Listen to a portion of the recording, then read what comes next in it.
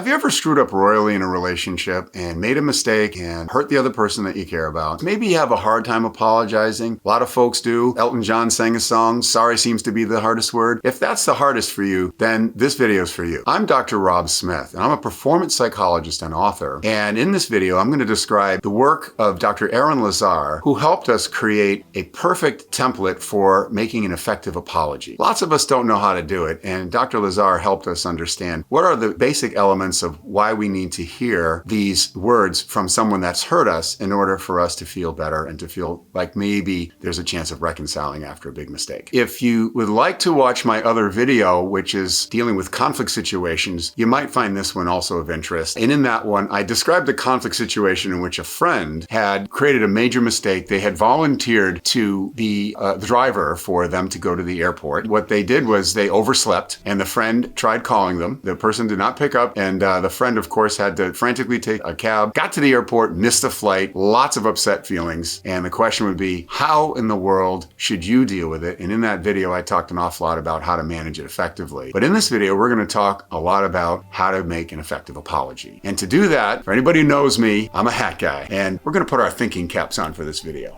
All right, let's dig in. So say you're the person who made that mistake. You want to go to your friend, and I'm going to describe for you the 7 steps that are in the apology. What I do is I write them down, and I'd write them out a little bit before I'd go and give an apology. So the first step is to obviously acknowledge what you did wrong. Just say, this is what I did. I'm sorry because I did this. And then what you want to do is you want to say why you did it without excusing yourself. You're not excusing yourself because you don't want to make it sound like I did this because you made me do it, or I did this because circumstances were out of my control, because you're not owning the problem. And then the third step would be to say how it must have affected the other person, right? Because they want to feel that you can empathize, that this was a mistake on your part, but that you acknowledge that it hurt the other person in that way. The fourth step is to say what you wish you'd done differently. That's important because the other person, as they're listening to your apology, they want to know that you know the right action. You took the wrong action, but you know the right action. And they want to know it because at the end of the day, they want to decide whether or not they want to still be your friend or they want to remain as close. In a sense, all of us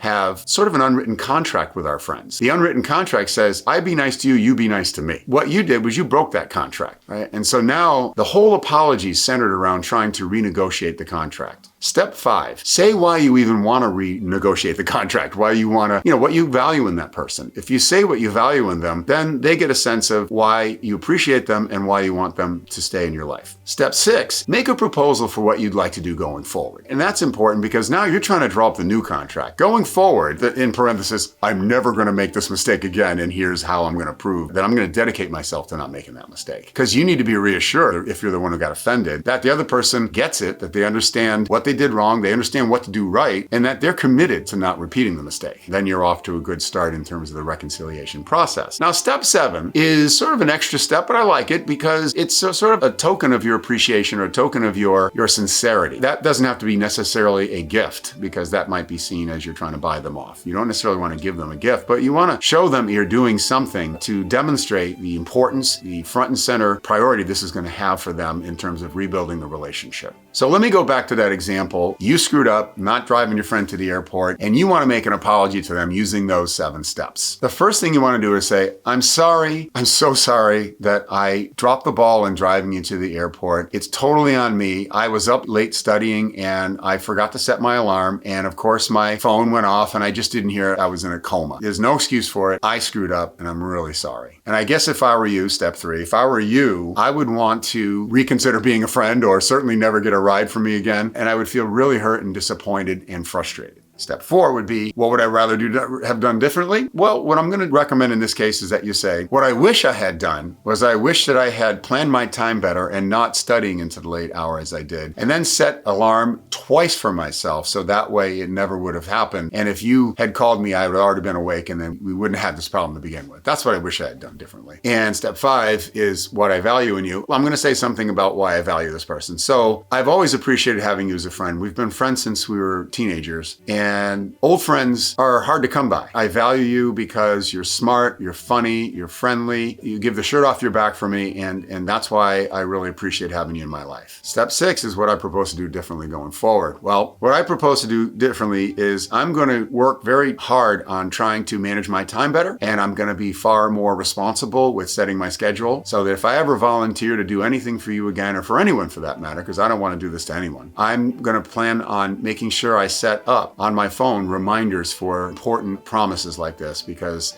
that's really important to me and important to you. Step 7, as a token of my sincerity, I've already enrolled in a time management class online, and I've already taken the first class. I'm sure that it's going to be helpful, and I think I'd be a far more effective manager of time, but also a better friend. So again, to summarize those steps, the first step is make sure you acknowledge what you did wrong. The second step is to say why you did it without excusing yourself. The third step is to show some empathy. Show them that you understand how your actions affected that other person. Step 4 is to say what you wish you'd done differently to show that you know the right behavior and the right way of doing things. Step 5 is to say why you value the person, right? Because this is why you want to renegotiate that contract and hopefully pursue the friendship and have it grow from this mistake. Step 6 is to make a proposal going forward, which will reassure them that's not going to keep happening. And step 7 might be that extra piece to it where you're able to do a token of your sincerity to make sure that they know that you're on the right track and that you're committed to not repeating the mistake and becoming a better person as a result. If you like this video and you found it helpful, I've written a book recently that's come out called Shooting Out of Your Mind. The link is in the description. If you'd like to look at that and also to subscribe to my YouTube channel, you'll find other helpful videos